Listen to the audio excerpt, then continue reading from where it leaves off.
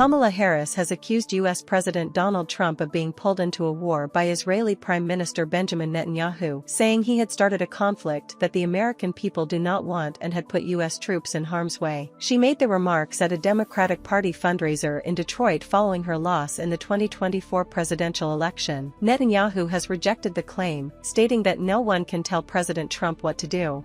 He entered a war, got pulled into it by Bibi Netanyahu, let's be clear about that, entered a war that the American people do not want, putting at risk American service members.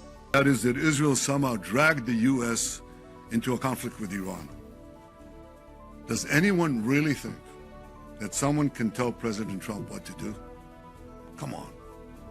President Trump always makes his decisions on what he thinks is good for America, and may I add, I think what is also good for future generations. In Iran, Parliamentary Speaker Mohammad Bagher Ghalibaf said the country had been victorious in the field during weeks of war with the United States. He said Iran only agreed to a temporary ceasefire because its demands had been met, adding that the U.S. had not achieved its goals and that Iran maintains control over the Strait of Hormuz. He also described negotiations with the U.S. as a method of struggle, aimed at securing Iran's rights. Ghalibaf further said that while some progress had been made in negotiations to end the war, both sides remain far from reaching a final agreement. He noted that there are still significant gaps and fundamental issues that need to be resolved. Separately, Iran's foreign ministry spokesperson Esmail Baghaei criticized the European Union, accusing it of hypocrisy over its stance on the Strait of Hormuz. He said the EU refers to international law while supporting what he described as U.S.-Israeli aggression. He added that Iran is not prohibited under international law from taking measures to prevent the strait from being used for military purposes by hostile nations. On the ground in Lebanon, Israeli forces have carried out demolitions in the southern town of Bint Jbeil,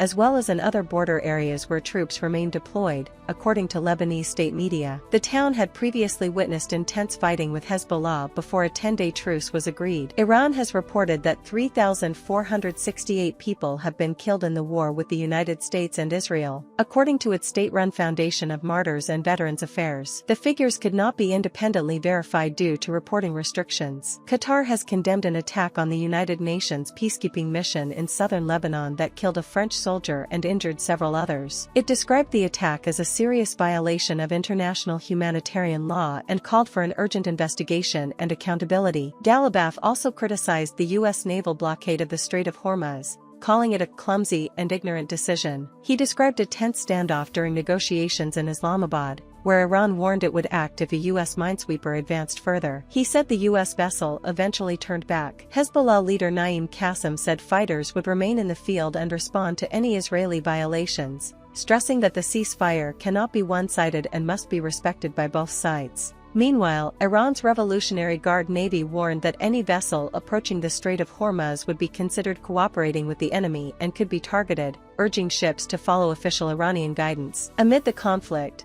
Bangladesh has raised fuel prices by 10 to 15% due to rising global oil costs and supply disruptions linked to the ongoing war.